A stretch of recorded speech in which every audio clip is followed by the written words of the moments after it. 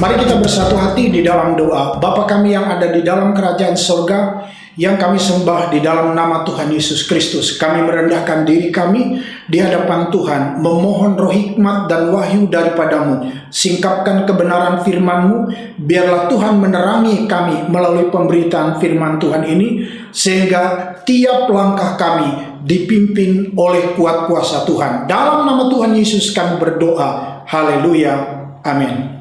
Shalom Aleichem Besem Hamashiach. Saudara-saudara yang dikasihi oleh Tuhan, pada minggu ini tema kita ialah pergumulan di masa sulit.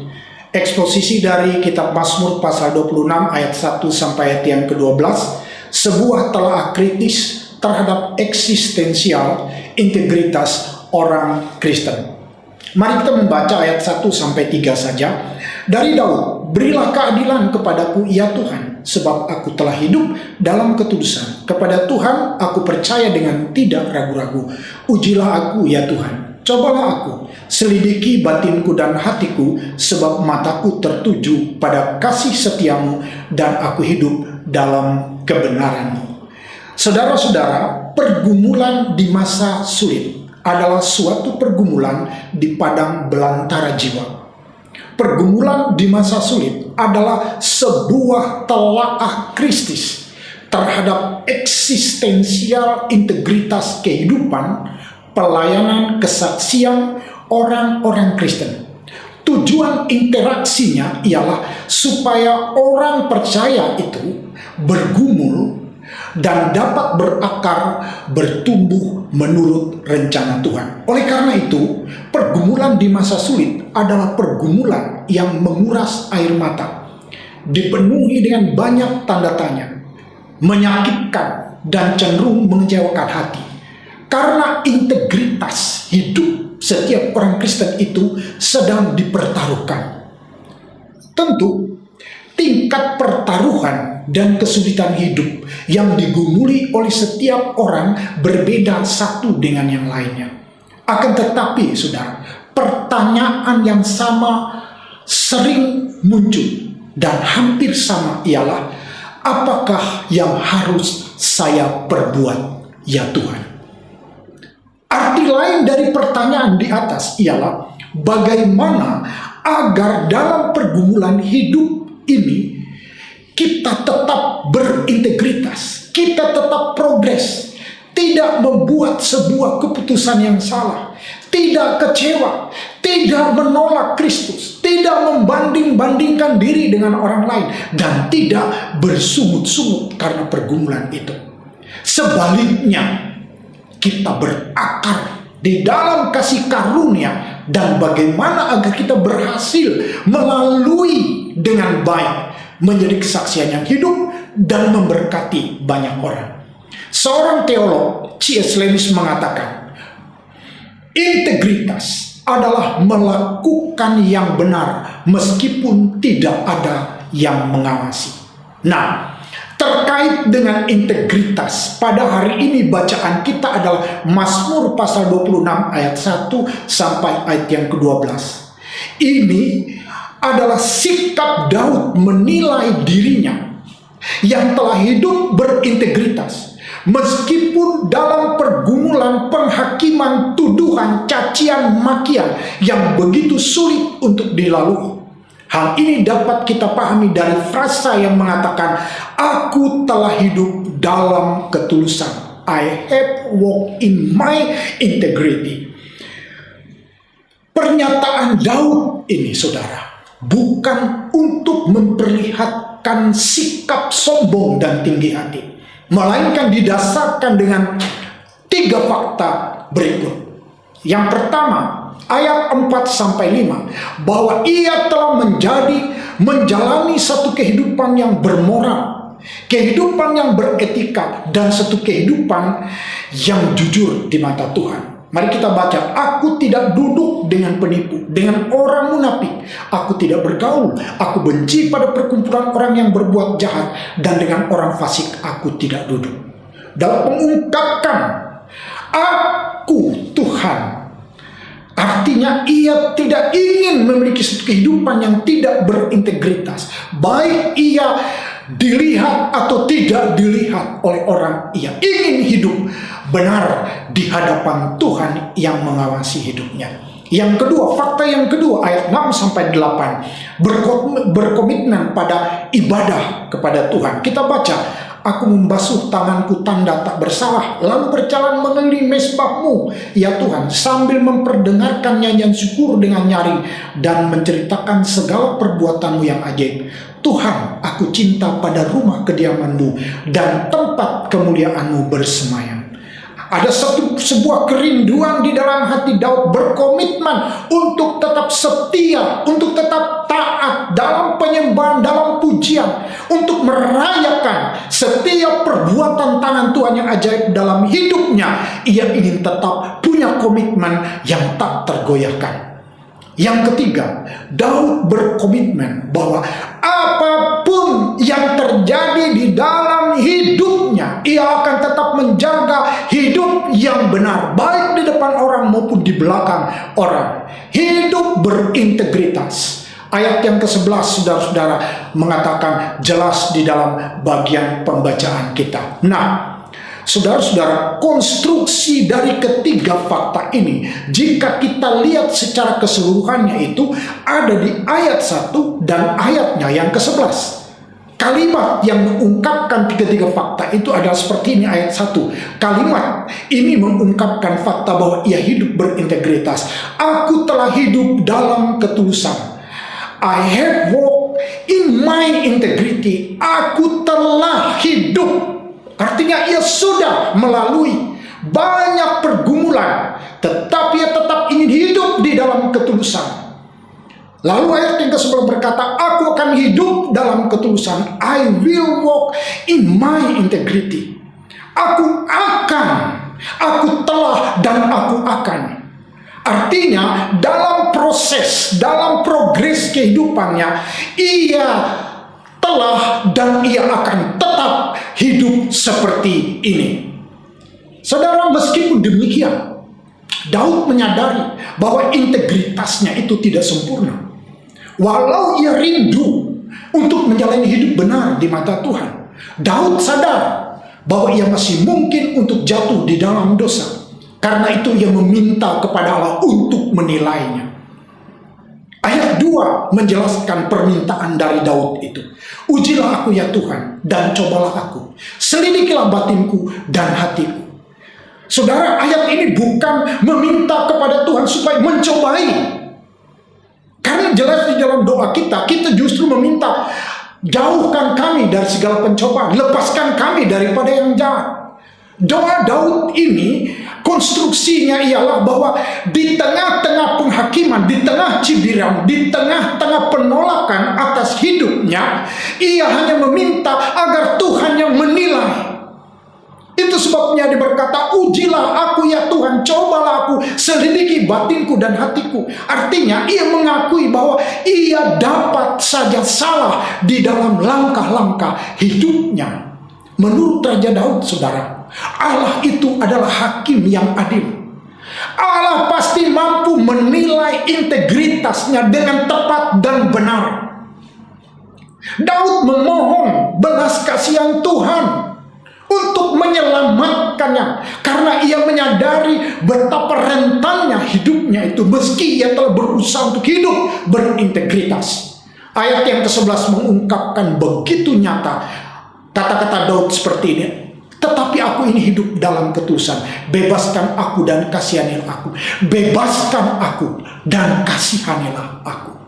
Saudara-saudara, kata-kata kasihanilah aku ini adalah ungkapan yang begitu jujur dari hati yang tulus, bahwa ia percaya Tuhan sanggup menilai hidupnya dengan benar.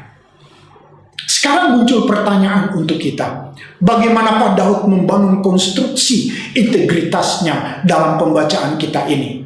Yang pertama, integritas Daud itu dibangun bukan dari kemampuan, bukan dari kepemimpinan, bukan dari prestasinya, bukan karena dia kuat dan gagah, bukan karena hebatnya. Saudara tentu ingat bagaimana Daud diambil seorang gembala domba yang wajahnya masih kemerah-merahan, tidak punya punya keahlian untuk berperang, tetapi dia bisa mengalahkan Goliat. Karena apa? Karena ia membangunnya di dalam Tuhan.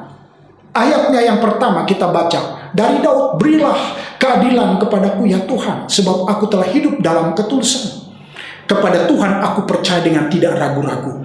Saudara, kalimat yang terakhir, kepada Tuhan aku percaya dengan tidak ragu-ragu, artinya ia membangun konstruksi integritasnya itu karena percaya. Tidak didasarkan pada kekuatannya sendiri, artinya karena imannya, karena percayanya. Yang kedua, ia membangunnya dengan mata iman yang tertuju kepada kasih setia Tuhan dan hidup di dalam kebenaran Tuhan. Kita baca di ayat yang ketiga, sebab mataku tertuju pada kasih setiamu dan aku hidup dalam kebenaranmu. Mataku tertuju pada kasih setiamu dan aku hidup di dalam kebenaranmu. Saudara, di sini kita melihat bagaimanapun bahwa pergumulan hidup di masa sulit, di masa-masa yang begitu berat, bagi Daud itu bisa mengalihkan perhatiannya pun kita. Kalau kita menghadapi sebuah pergumulan, kita mengalami sebuah penderitaan dan pencobaan yang begitu berat dalam hidup ini, bisa saja mata hati, mata iman kita beralih daripada Tuhan, mencari, mata kita memandang kepada yang lain, mencari upaya kepada yang lain, bisa saja. Tetapi Daud berkata, mataku tertuju pada kasih setiamu dan aku hidup dalam kebenaranmu. Saudara-saudara, kita pasti teringat kepada ucapan surat Ibrani pasal yang ke-12 ayat yang kedua. Mari kita bandingkan. Marilah kita melakukannya dengan mata yang tertuju kepada Yesus, yang memimpin kita dalam iman dan yang membawa iman kita kepada kesempurnaan.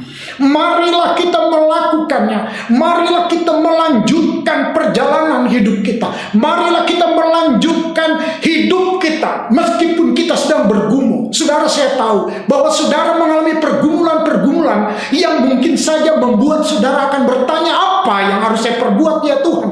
Saya tidak tahu, pun saya seringkali bertanya-tanya, Tuhan, apa yang harus saya perbuat? Tetapi firman Allah hari ini berkata, marilah kita melakukannya dengan mata yang tertuju kepada Yesus yang memimpin iman kita dan yang membawa iman kita kepada kesempurnaan. Kita harus percaya kepada Kristus, kita harus berpegang kepada Kristus, dan kita harus mengandalkan Kristus, karena Dialah yang akan membuat iman kita berakar, bertumbuh, dan menghasilkan buah-buah yang memberkati. Saudara, firman Tuhan itu adalah kekuatan untuk kita. Sebab itu mari kita melihat refleksi teologisnya bagi kita yang percaya pada masa kini dari pembacaan kita. Belanja masalah dan potensi eksistensial pergumulan hidup Kristen ini direfleksikan secara teologis oleh Rasul Paulus dalam Roma pasalnya yang ke-8 ayat 38 sampai 39 ini, dengan lebih memperluas pengalaman, tokoh dan cakupan hal-hal yang dihadapi oleh orang-orang percaya. Mari kita baca ayat 38 dan 39a. Sebab aku yakin bahwa baik maut maupun hidup, baik malaikat-malaikat maupun pemerintah-pemerintah, baik yang ada sekarang maupun yang akan datang, atau kuasa-kuasa, baik yang di atas maupun yang di bawah, atau satu makhluk lain. Tadi Daud hanya berbicara tentang dirinya, tapi saat ini Paulus merefleksikan secara teologis dengan cakupan yang lebih luas, baik itu tokoh, baik itu pengalaman, baik itu cakupannya.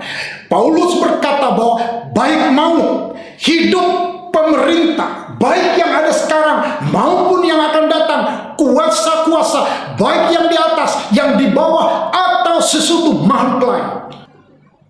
Rasul Paulus menyatakan bahwa perjumpaan antara pergumulan hidup kita dengan iman kita, yang hidup kita berintegritas di hadapan Tuhan, tidak akan mampu menghancurkan atau memisahkan kita dari kasih Allah di dalam Kristus Yesus. Kita membaca, saudara-saudara, ayat yang ke-39, kalimat yang ke-B. tidak akan dapat memisahkan kita dari kasih Allah yang ada dalam Kristus Yesus. Tidak dapat memisahkan kita dari kasih Allah yang ada di dalam Kristus Yesus. Artinya kesimpulan akhirnya ialah adanya kuasa Allah di dalam Kristus yang telah mati, dikuburkan dan yang bangkit. Inilah yang menjadi alasan penguatan iman dan penghiburan sejati untuk kita, supaya ketika kita berinteraksi dengan pergumulan hidup yang berat, kita bisa tumbuh subur, menjadi pendorong untuk kita tumbuh subur, menjadi saksi Kristus yang berintegritas, hidup efektif di dalam dunia ini dan memberkati banyak orang. Jadi pergumulan hidup yang kita alami menurut firman Allah hari ini ialah menjadi pendorong untuk kita hidup berintegritas, efektif dan memberkati banyak orang, tanpa mengecilkan arti pergumulan yang sedang kita alami. Firman Allah dengan jelas mengatakan bukanlah alasan pembenar untuk kita hidup di dalam dosa dan kita menyimpulkan bahwa itulah kesimpulan hidup kita. Sebaliknya, Alkitab mendorong kita untuk kita mengalami penguatan. Kenapa? Karena kasih Allah di dalam Kristus Yesus yang telah tercurah di dalam hati kita oleh kuasa Roh Kudus. Kasihnya yang kekal itu, kasihnya yang luar biasa itu, kasih Allah di dalam Kristus yang sanggup, yang telah menyelamatkan kita, ia juga yang akan menolong kita dalam segala pergumulan-pergumulan kita. Amin untuk firman Tuhan. Mari kita bersatu hati di dalam doa. Bapa kami yang ada di dalam sorga, yang kami sembah di dalam nama Tuhan Yesus. Setiap kami sedang bergumul dengan tingkatan masalah yang berbeda, tetapi kami berterima kasih. Kasih-Mu itu adalah mujizat bagi kami untuk kami bertumbuh. Dalam nama Tuhan Yesus kami berdoa. Amin.